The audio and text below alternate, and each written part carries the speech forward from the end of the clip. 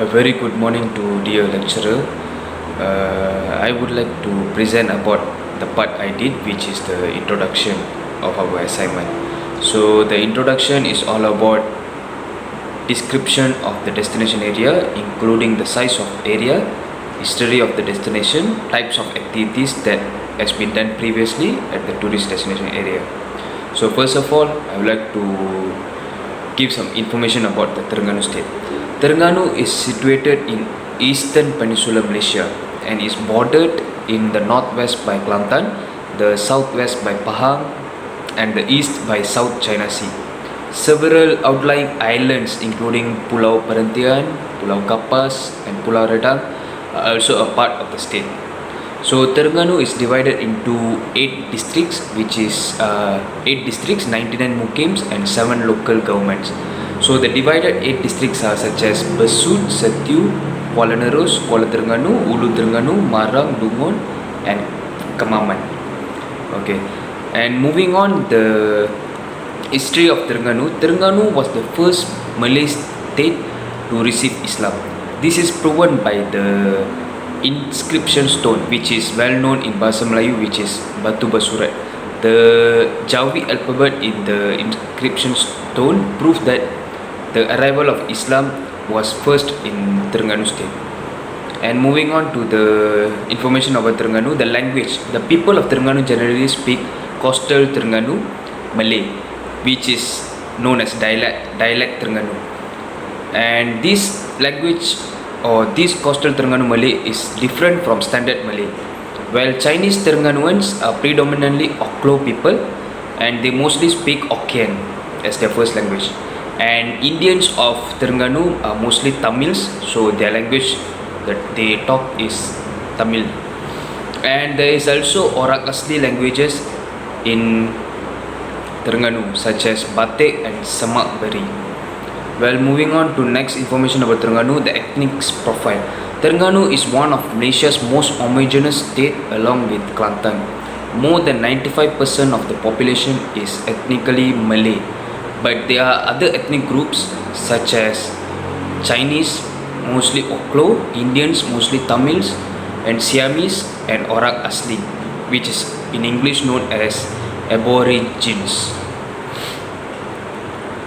And well, the climate, like some other states in the country, Terengganu is generally fairly hot and humid all year round, averaging from 28 degrees Celsius to 30 degrees Celsius in daytime and slightly cooler after sunset.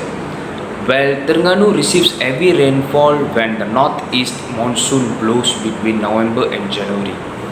And it is also well known that Terengganu suffers flooding at this time of year, and it is inadvisable to visit any of the offshore islands at sea because the sea can be very rough and dangerous. Moving on to the culture, arts and heritage of Terengganu. Terengganu has a distinct cultural personality and is blessed with some of Malaysia's most wondrous attraction, which make Terengganu as a leading tourism destination in the country. For examples, the well-known culture and arts of Terengganu are such as Ulet Mayang dance, the Gamelan of Terengganu, Rodat dance, Wayang Kulit, Dikir Barat, and some other well-known culture and arts. Okay, now let's move on to the project side of our assignment. Well, our project site focus on Terengganu state, and moving into the Terengganu state is Kuala Terengganu Drawbridge area. Well, some information about Kuala Terengganu Drawbridge. Drawbridge is a bascule bridge commonly referred to as a drawbridge, which crosses the mouth of Terengganu river. The bridge is the 4th bridge in Kuala Terengganu city area that straddles the river after Sultan Mahmud Bridge, Manir Bridge, and Pulau Sekati Bridge. Kuala Terengganu Drawbridge is a part of the projects for the East Coast Economic Region, ECER. And one more very important point is Kuala Terengganu Drawbridge is the first ever drawbridge built in Malaysia and Southeast Asia. This construction is constructed by Zelan Construction Center with a cost of RM248 million. And this drawbridge is also a component in the development of Kuala Terengganu City Centre, which is well known as KTCC. So now the Terengganu Drawbridge is operated by Terengganu Incorporated Sdn Bhd, and the bridge is maintained by Malaysian Public Works Department, which is JKR Kuala Nerus Kuala Terengganu. Well, some information about the landscape and size of the project site. The project we're going to do is focusing on the Muara Sebaran Takir, which is the undeveloped land opposite of the land Drawbridge.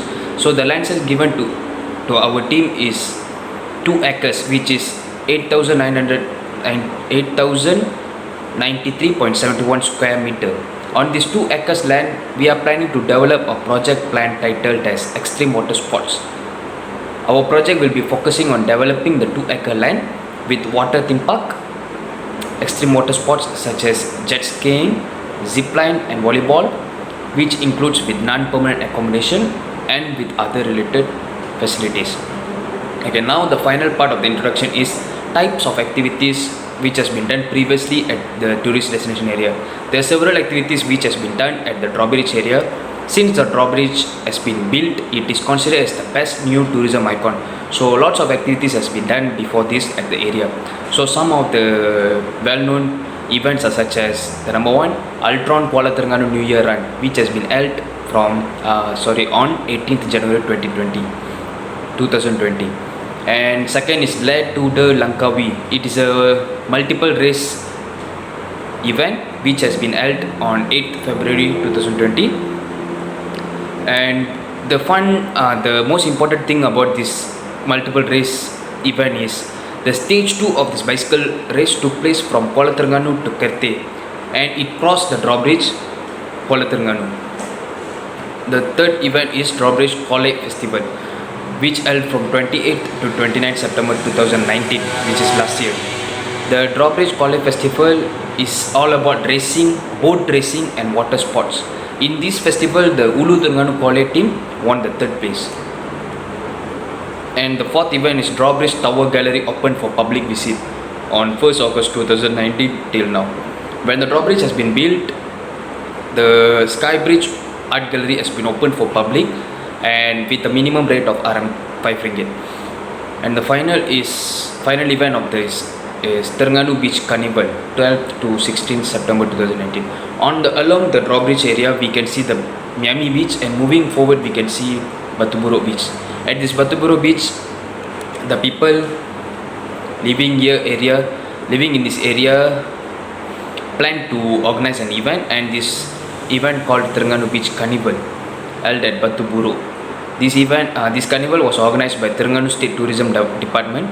Such activities took place were such as demonstrations of curries and songket making, traditional cooking competition, cultural performances, coloring competition, silat competition, and other related cultural activities.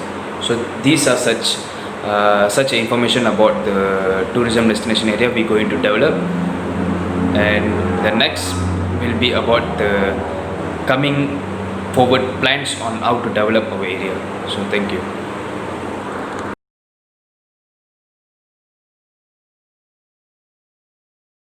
Assalamualaikum and hi.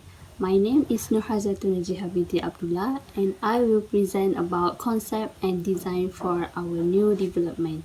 For this part, this concept and design for new development is a study made on a selected area specifically for the purpose of planning and development provided in a short time, and also purpose of implementations. The main result of this concept and design for new development is a development plan in the form of a layout plan supported by development guidelines and also management plan. This concept and design used for the development plan is to find out the general development proposal for the planning sector in the resort and also in the water park, include the land use plan, layout plan and also traffic plan, the infrastructure and utility plan, and lastly is the landscape and also the recreation plans. The entire planning area of this development or tourist center is a government land that has not been developed. Thus, the urgency of the land for the this development can help to accelerate the development in this area.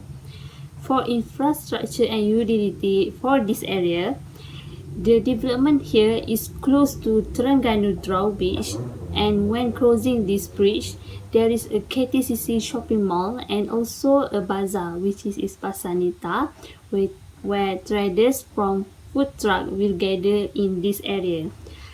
For the concept of development for the resort in Terengganu Drawbridge area, this is a guide to more comprehensive development planning, where it will be formed through the translation and details of development goals and the objective in with potential and future prospects. So in this area as well, we have agreed to create a concept based on modern and adventure, where it can highlight the elements of water and also the city in one area.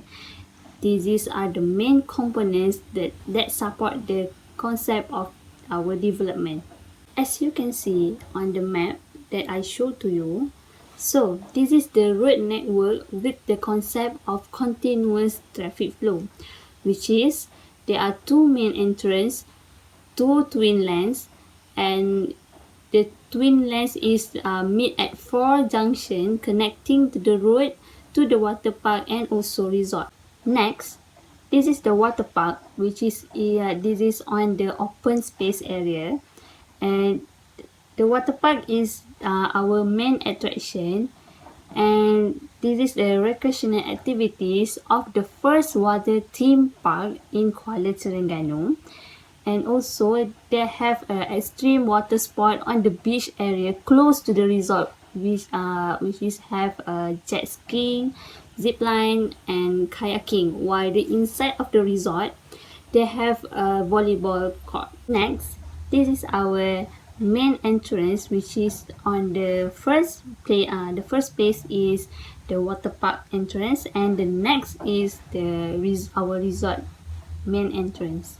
This is our interesting area along the way to show an interesting image as a tourist, sports and recreation center.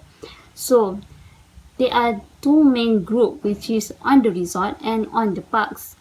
And the supporting facilities is the green park, which is on the resort, and for the extreme water sport have on water parks and also in our resort. As you can see on the picture that I showed to you, this is our infrastructure development and also utilities. Okay, this infrastructure and utilities are grading to reserve areas to ensure the development meets the technical requirements. So as you can see on the picture, they have the black circle, which is we use as one planned reserve area for nearby centralized sewage development to facilitate the disposal of wastewater, and the other one is for the development of the main divider substation and for its development components as electric substation is provided. This is on the gray square. As you can see, the picture is the below of the maps, and then the other two of circle area is which is we use for the water tank development, which is have the elevated water tank and also the ground tank. This is for our resort and also our water park, because water park is use more water than resort. For the next slide is our land use for water park, which is they have three concepts and also the design for this building. Okay, for the concept, we use as forming an attractive skyline, and number two is it doesn't obstruct the view towards the corners of the building to be maintained, because we want when people come to the water park, we want they to see also our Terengganu Drawbridge. And The third is determine the height limit of the building is accordance with the characteristic and also the components of development of current needs as well as the type of local land use. Okay, for the design of this building also goes through the objective, which is we want to strengthen the MBKT, which is Majlis Bandaraya Kuala Terengganu area as a tourism hub for the eastern region and serve as a sport and also recreation area, business and also services, because when we come to Terengganu, there is no recreation activity in Kuala Terengganu except for the beach. And next, we want to enhance the function of BKT as a state group conurbation as well as a waterfront city. And number 3 is we want to develop growth center in an effort to improve the local socio-economy and providing more efficient in infrastructure and utilities. And number 4 is we want to ensure environmentally sensitive area are well maintained and managed. Lastly is we want to increase the level of accessibility through communication system and also the provision of public transport. Next, this is our design for our resort architectural design. Okay, we have two designs, which is the first one is conceptual, the element of local architecture tradition, which is we provide the Terengganu or anywhere the architecture of the resorts, and then we insert into our design. And for the second design is more to modern, because we need to attract the customers or the tourists. We need to attract our tourists to come here with a new environment, and so we design as the modern architecture like the capsule hotel in the resort. Now we can go to our landscape and recreation concept, which is we provide the three landscape and recreation. And the first one is the main road. Okay, for the main road, there are two places that will be used, namely at the main entrance and protocol road and also the main road. Okay, for these two roads, we will include the soft landscape. It will be decorated with the trees that calm the users and also the customer and able to attract their interest to enter the area. In addition, on the main road will also be decorated with gates as an attraction and also the main focus for the resort. Along the road, signboard will be erected to make it easier for tourists and locals to go to resort and also the road for the activity area. Next is the coastal area. For this area, the landscape theme used is the waterfront and also includes soft elements such as purpose trees like Salic babylonica, Vieira costula, and also Cocos nucifera, or we call it as coconut tree. And in addition, the hard landscape will also be included in this area, where is it should be preserved, because we need the land is well maintained for another part of our development. And also the landscape will be used as wooden rigs, pair of water recreations, information sign, sales space and kiosks, the walkways, garden lights, and also the furniture. Last but not least, for our residential area, which is on the resort, okay, we don't want the resort is poor and nothing to do for our children. So we will build a small playground for them, and this park have a small scale recreational park, and its size depends on the resort quota. And this also has another facility such as walkways, garden furniture, and also the garden lights. In 2020, there was an outbreak of COVID-19, which is made it difficult for the public to do leisure activity, and as ordered by the national government, citizens are required to comply with the standard operating procedure, which is SOP, set and have been separated into the several sectors. And in order to comply with the prescribed order, there are some activities that are allowed for recreations, and it is a mandatory in accordance with the SOP prescribed.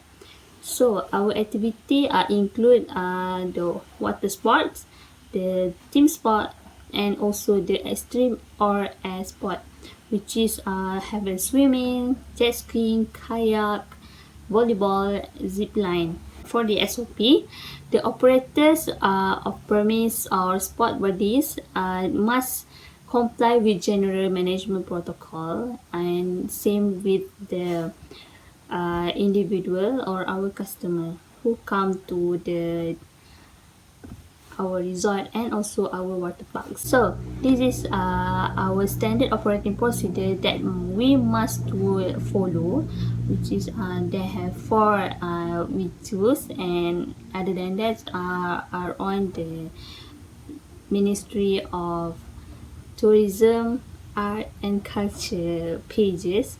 And the first one is we need to ensure compliance with social imprisonment, which is the static activity 1 to 3 meter, and dynamic activity is 3 to 5 meters.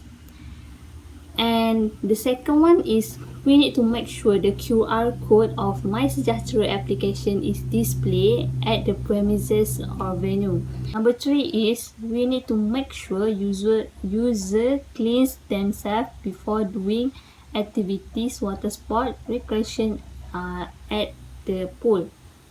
And lastly is we need to make sure the water chlorine test is done every 2 hours of operations. So the next picture is our poster, which is a coronavirus COVID-19, and we need to show to the customer that My Sejahtera is very important before the government sector do anything to our resort and water park and also our customer.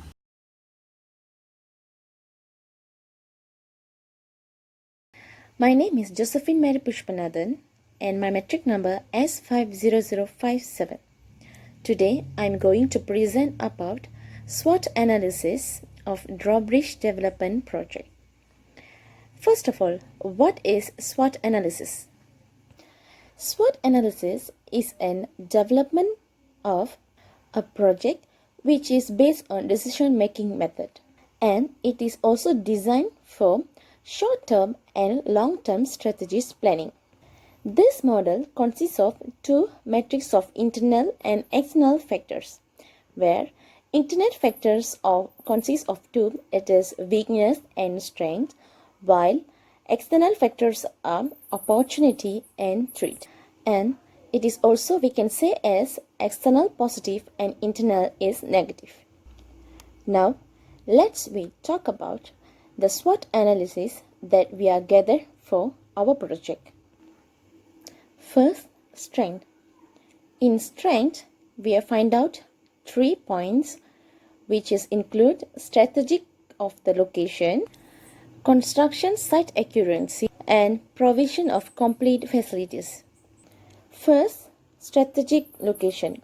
The drawbridge connects Muara Selatan South Bank, an area reclaimed in Kuala Terengganu city centre, near Tanjung, and Muara Utara North Bank in Sebarang Take.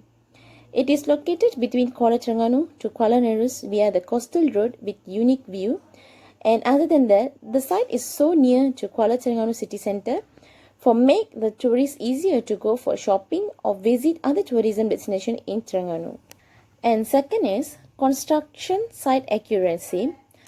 Why we choose this point is because of Drawbridge area is very suitable for extreme water sport development because the land has very minimal area for development. And other than that, our site is divided into two, and so there are two entrances each side. And this site is very spacious and suitable for developing our project based on what we plan. And other than that, good transport links also available in that area. It is also easier for the tourists to come to the area of Drawbridge and easily can reach to the Drawbridge areas. And the last one is provision of complete facilities. This is why the provision of complete facilities can give maximum satisfaction to tourists who come to the extreme water sport. And moreover, the extreme water sport development may look simple, but as complete and luxury facilities in it also make tourists feel very comfortable and calm, and they feel free to conduct the activities also. Second is weaknesses. For the development of our project, we have two main weaknesses, which are possibilities of injuries and also increased traffic congestion. First, possibility of injuries. The extreme water sport has highly risk activities such as zip line and also like volleyball and other water sports activities, which can cause major injuries if not follow the proper interaction. Especially it's dangerous for kids and elders. For example, some activities may be tall height and so high speeds. Besides that, this extreme water sport with many water features and water attraction pose a risk of drowning. In case of mechanical damage or dangerous condition can also cause drowning for the childs or also the elders. Young children who are incapable to swim may be at high risk of drowning if they fall into the water, and this will be bring a very serious injuries for the children's and also the elders. This increased traffic congestion. By developing this project in area of Drawbridge, we can say that it will happen traffic jams in the area. This is because, as we know, the Drawbridge is an area at the main short road from airport to Kuala Terengganu city centre, and there is always traffic jam during weekends. There is also congestions if too many vehicles enter the area. This is due to the narrow street and the small parking spaces in the area of Drawbridge. Thus, with two main entrances, high number of tourists can visit the extreme water sport actually, and it can lead to heavy traffic congestion on main road. The third one is opportunity. For opportunity, we can say that this development bring a lot of impact for the locals around the area. For first one, providing job opportunities and business opportunities for the locals. The tourism and hospitality industry create many job opportunities in various fields such as accommodation, transportation, attraction sites, and also like extreme water sport. Therefore, the availability of skilled and trained manpower is an important element in the success of tourism development plans and programs. Therefore, employees are the main requirement of tourism industry. So, this development can improve local economy by provide new job opportunities for the fresh graduates actually. This can be good opportunity for them to gain new experience in the tourism sector. Moreover, the income also will be high at attractive tourist destination with large number of visitors, where the visitors' duration of stay in maximum, customer spending is very high with double conditions, opportunities and activities are available for customers to participate. And from this, the new fresh graduates can get a high income by working at this kind of places. This development can give an opportunity to increase youngsters' involvement in the sports activities. Extreme water sport may encourage the youngsters to increase their involvement in outdoor activities, especially extreme sports. This is because by joining these types of activities, the new generations could avoid influence by digital technologies such as like computer games, video games, and some other indoor activities. And the last one is increase promotion in the tourism industry. By developing the extreme water sport in the Drawbridge area, we can say that increased promotion in the tourism industry provide a good opportunity in this extreme water sport tourism. The promotion will further enhance the acknowledge of tourists in sport tourism. Promotion from the government related to the area also opens the opportunity for Drawbridge to get a name in the country's tourism industry. After opportunity is threats. The threats for this development are climate changes and natural disasters. Climate change can affect visitors' statistics on a tourist destination, whether is an important component of choice tourist destination that will affect demand, service provision, and destination. As one of the state in East Coast, Terengganu are familiar with floods during the monsoon season every year. Thus, it will affect the number of tourist arrival to Terengganu, especially Kuala Terengganu, which is near to beach side. So, this can bring difficulty to conduct extreme activities in extreme water sport during monsoon season, and thus tourists who have made a booking will cancel it upon concealing their chosen destination at risk and affect their safety. Next is natural disaster. Natural disasters such as the tsunami, landslides, storms, tornadoes, earthquakes, and so on are difficult to predict when they will occur. For example, in the event of a strong storm, the extreme water sport area and other development will be severely damaged, which could endanger the safety of tourists. Things like this will affect the business and cause this type of business to be closed. I'm going to present about target market for the development project. Market segmentation has become one of the key practices in the marketing assist in identifying different users groups. This group has similar needs, desires, attitudes, spending habits, media usage, price sensitivity, and other features. Considering the specific needs and wants of their target market, business in the hospitality and tourism industry should align their products and services to suit their customers' preference. The target market is a specialized customer base of business organizations that want to sell their products and services.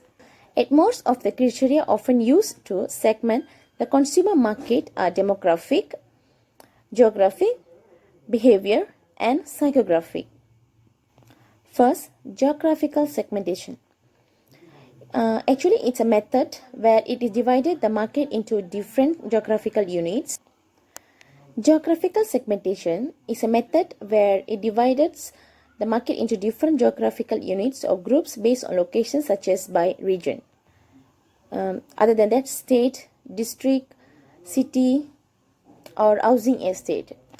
This is why the Drawbridge Kuala Terengganu has become the location of choice due to its strategic position, which is located near to Kuala Terengganu city centre, making it easy for many tourists to stop in the area. Moreover, the bridge is one of an alternative route to Sultan Mahmud Airport to Kuala Terengganu. So, it will be easier for tourists who travel by flights to Kuala Terengganu can stop at our water theme park for visit before go to the city. For demographic segmentation, for this project, the gender of our business development products are open to both gender, males and females, are suitable for coming and joining our product services and activities provided. In terms of age, the arrival of tourists to Drawbridge Kuala Terengganu is suitable for all ages. from children to the elderly. But for our project, we choose youngsters mainly as one of our target market, which consists of school students, young workers, and university students for the extreme activities. Next is psychographical segmentation. Psychographic segmentation is a segment that divides the market into group based on social class, that is a person's position in society, lifestyle, and personality traits of a person. Users in the same demographic group can have a very different psychographical characteristics. In terms of social class, extreme water sport park construction is also suitable for tourists from the upper, middle, and lower classes. This is the concept of our project, which provides different kind of activities, but the facilities provided are complete and look luxurious, causing the upper class tourists to remain comfortable to visit this area. The same goes for lower class tourists. Although this theme looks luxurious, but the price offered is also cheap and causes them to also be able to get experience by purchase the valuable packages and free passes. And this is also suitable for family gatherings. And the last one is behavioral segmentation. Behavioral segmentation in tourism, this process is based on profit segmentation, such as business, entertainment, finding new contacts and opportunities to harness their creativity potential. Segmentation according to the level of consumer devotion to the tourist center or district, and based on segmentation at the level of intensity of use. In this case, we are targeting event organizers and program organizers for our extreme water sport to conduct water sports competitions and events internationally or domestically. Thus, the local also can join the mega events such as volleyball tournaments or any other competitions. And these are the 4 main groups that we are using for target our markets.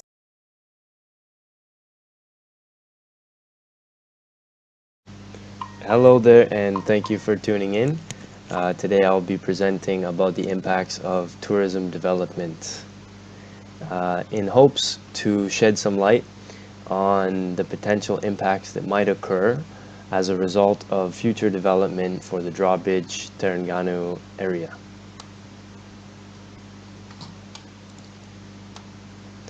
So, the first category is social impacts. So social impacts are basically the effects on the individuals or the community that occur as a result of a disregard or an activity, project, program, or policy. Also defined as the result of an organization's actions that have on the community, the welfare of the community, the well-being, both physical, mental, psychological, every aspect. The tourism industry is a highly interactive industry due to the fact that tourists must communicate with the host in order to purchase goods and services. Additionally, social impacts can be seen as both positive and negative. So this arises from tourism development and the action of tourism itself. So, positive social impacts are difficult to measure, but in order to understand them, we must look at who benefits, how they benefit, how many people benefit, and is it sustainable?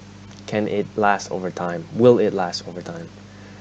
So, tourism is successful at creating new experiences, not only for the tourists, but also the community itself.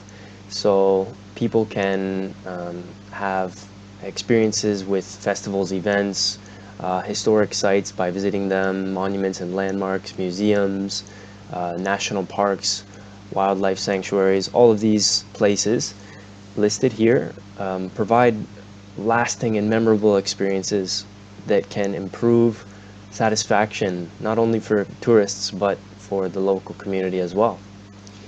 Also, tourism is successful in preserving and maintaining the culture and heritage present at a destination. So the development of tourism can help to promote and utilize cultural practices such as arts, crafts, fashion, cultural fashion, and other types of activities as well.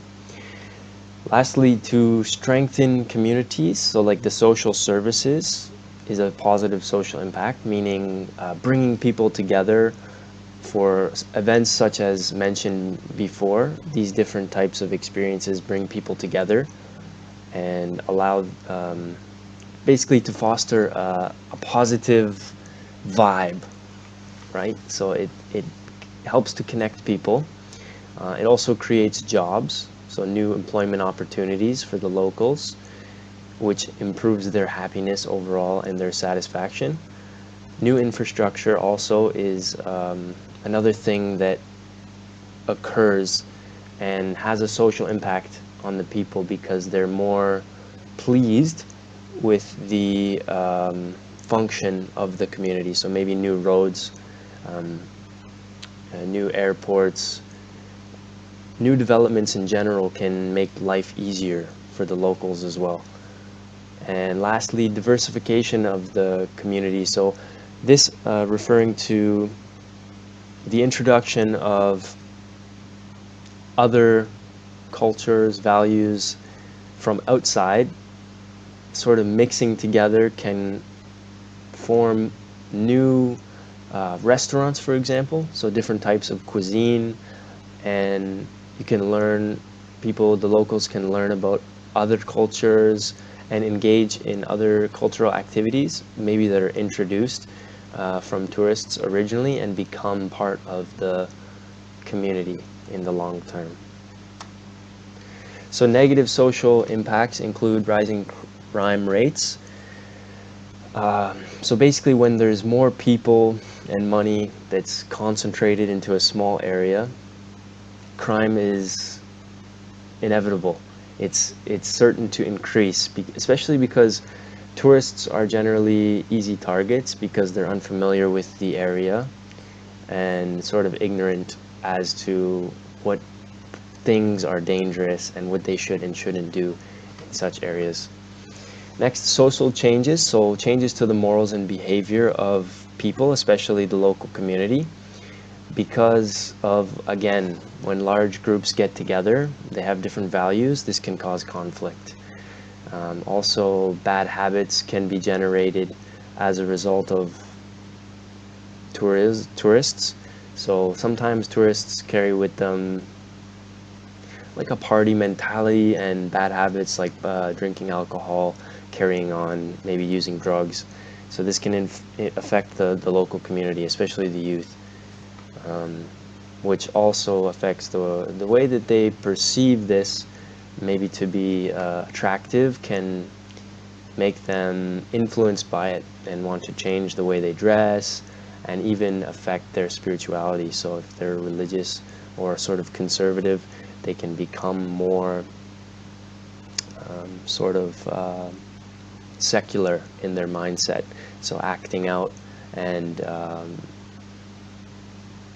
not following the traditional practices of their religion or their faith.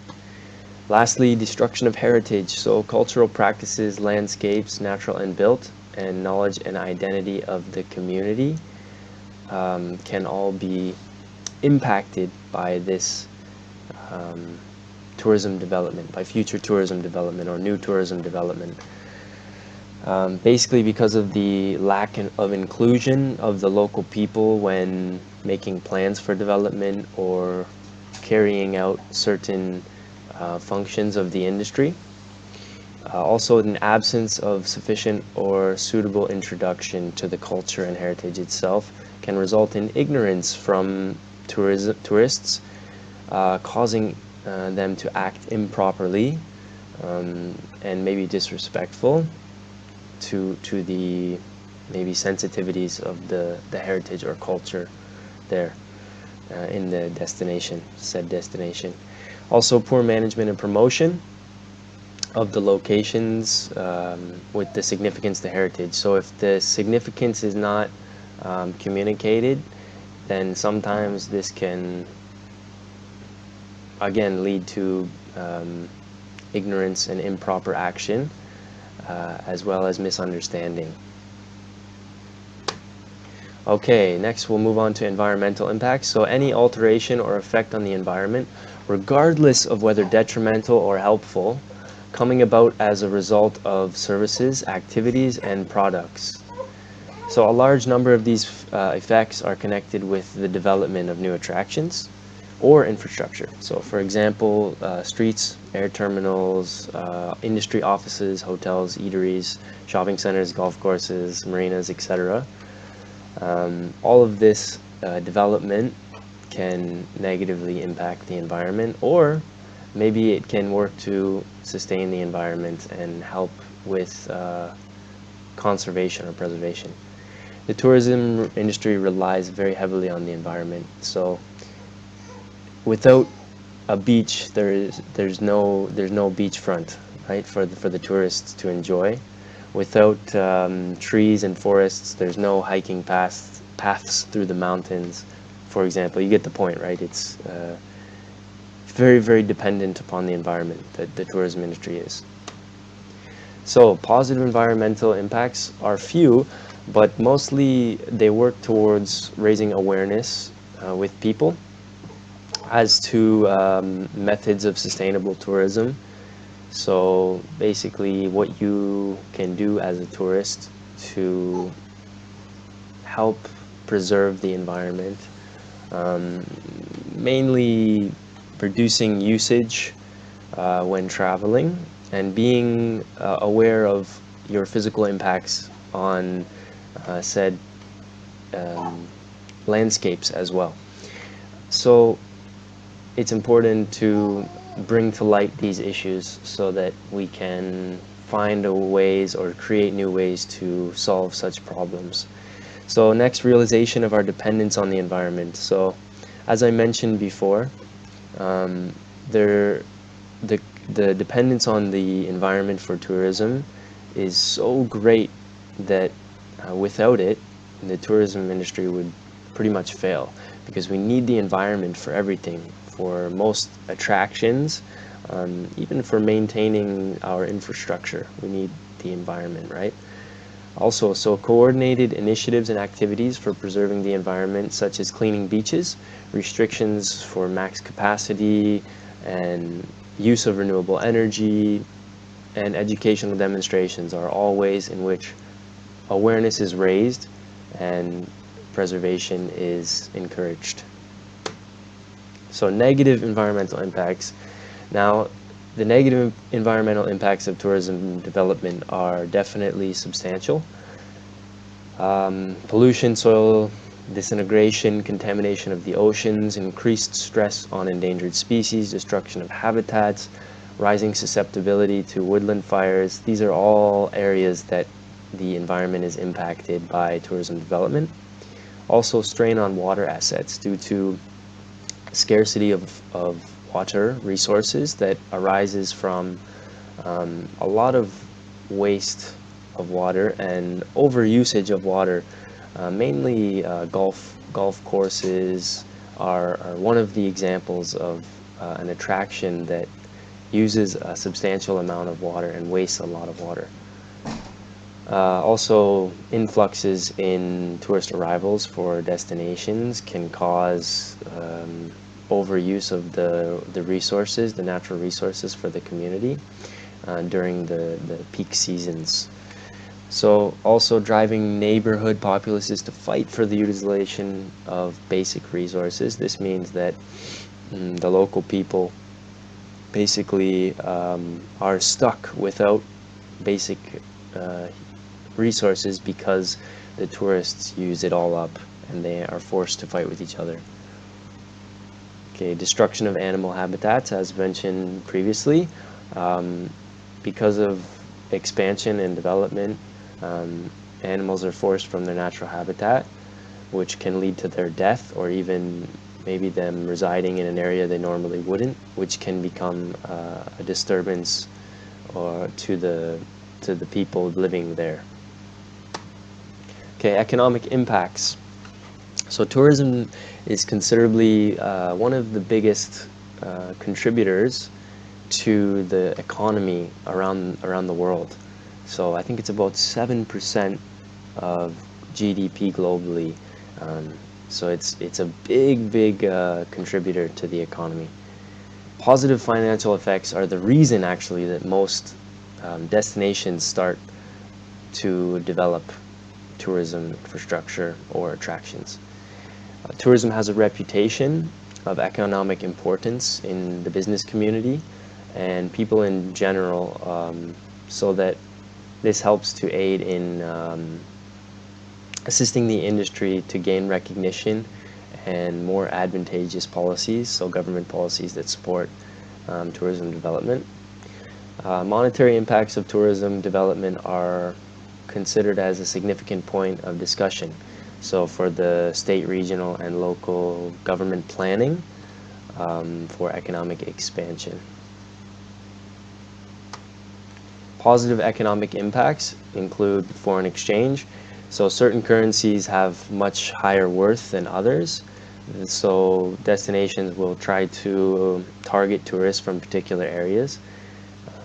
And then the money generated can be reinvested into the economy.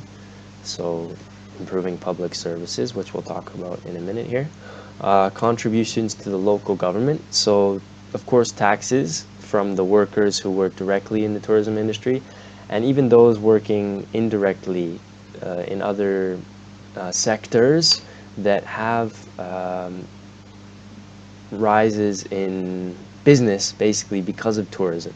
So like a fisherman, for example, he might sell more fish because of more tourists in the community, so more customers. This is just an example of how tourism can also impact other sectors and help them to have more economic gain, more monetary gain.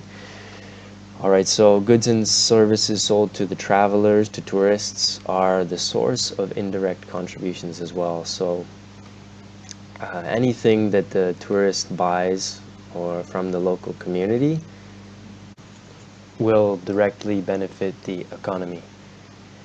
Okay, so next, the money spent also by the those who work in the tourism industry is considered as being a contribution to economic activity. So everything that that person buys, like even groceries, gas, paying for their rent or their mortgage, everything they spend is contributing to the success of the economy there. And lastly, supporting local businesses. So this is one of the most important aspects of a positive impact of tourism development. So the local businesses can benefit from the increased traffic, right? Having more people means more customers and more exposure, so it can allow the businesses to grow, the small businesses to grow and gain recognition, not only locally, but around the world.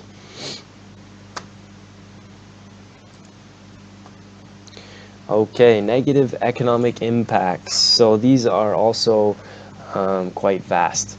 Leakage is a negative impact from the development, which refers to when the money that is earned in one place in the destination ends up being exported or ends up somewhere else, winds up somewhere else. It's not invested back into the local economy. The most significant offender of leakage are large corporations, like global international corporations, all-inclusive vacations, and tourist segregation to small enclaves, meaning like keeping tourists in a small resort area and not allowing them to explore the community and thus contribute to the economic growth. New infrastructure costs also, so developing big, new, large infrastructure and facilities costs taxpayers a lot of money, and also the municipal government. So this development can include airports, highways, and other facilities that support tourism. All right, rising price of goods and services, and even real estate. So in tourist areas, goods, services, and real estate become much more expensive. A small example of this might be, let's say, you try to purchase even a bottle of water at a hotel or on a popular beach, a tourist beach. You're going to pay much more than you would at the local store, for example. So the problem is that with such increases, life becomes difficult for the locals because their wages or income doesn't always increase in correlation with the cost of goods and services rising. So there's inequity, they have a hard time, basically. Also, this cost of living, so the real estate, it forces locals to leave the communities which they live, where the development takes place, because the rent, for example, might become too high for them to afford. And lastly, overdependence on tourism. So in many destinations, tourism is the primary source of GDP. So the area or country, city depends on this industry too much, and they don't have other means of generating income, which can be very, very dangerous if something happens, like for example the situation now with COVID-19. Tourism has taken a big hit. So in those places where tourism is the primary source of income for the community may be struggling right now because there's no tourists, right? Or at least very, very few. So it's important to have other means, other industries that the community can rely on as well. All right, so that'll be all for this presentation. Thank you very much. I hope you enjoyed and are educated. Thank you, and bye-bye.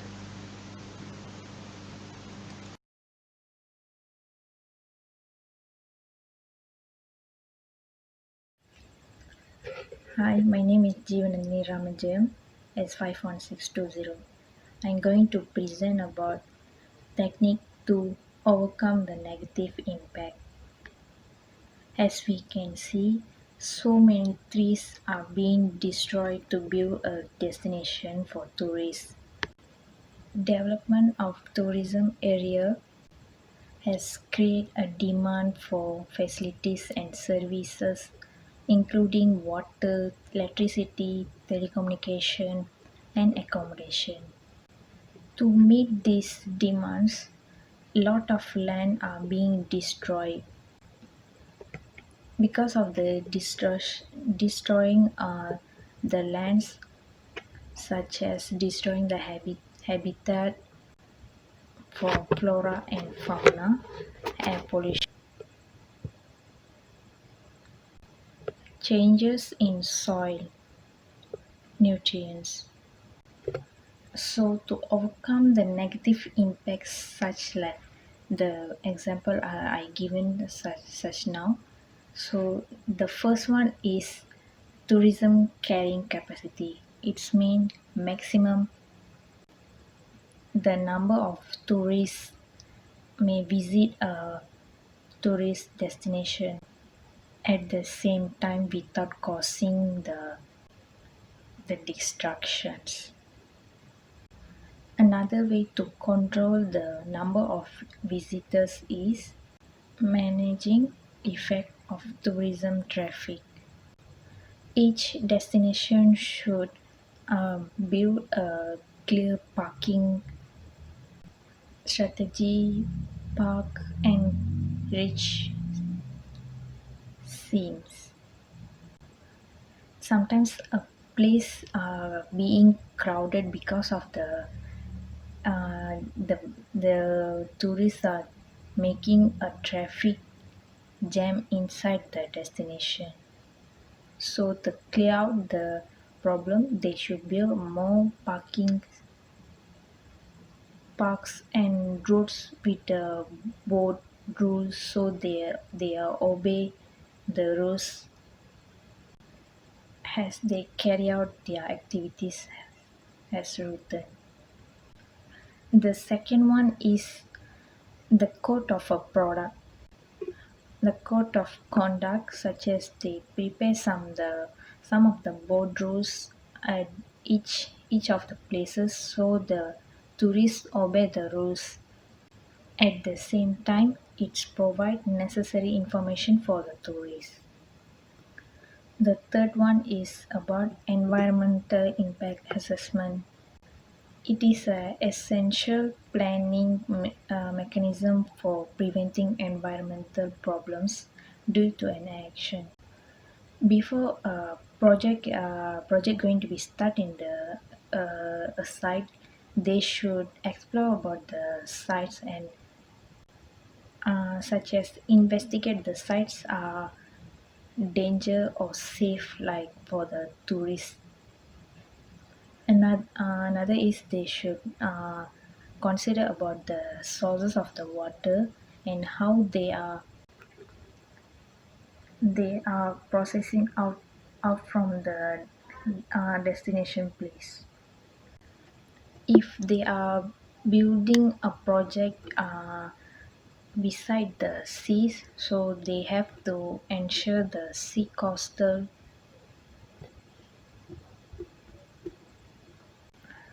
protected from any pollutions. It is because the ecosystem beside the seas are very sensitive areas, so the project of the manager should know about should save or be protect the ecosystem. Last but not the least is about the social impact assessment. Social impact assessment is the process of analyzing and managing extended and unintended consequences of planning intervention on the people.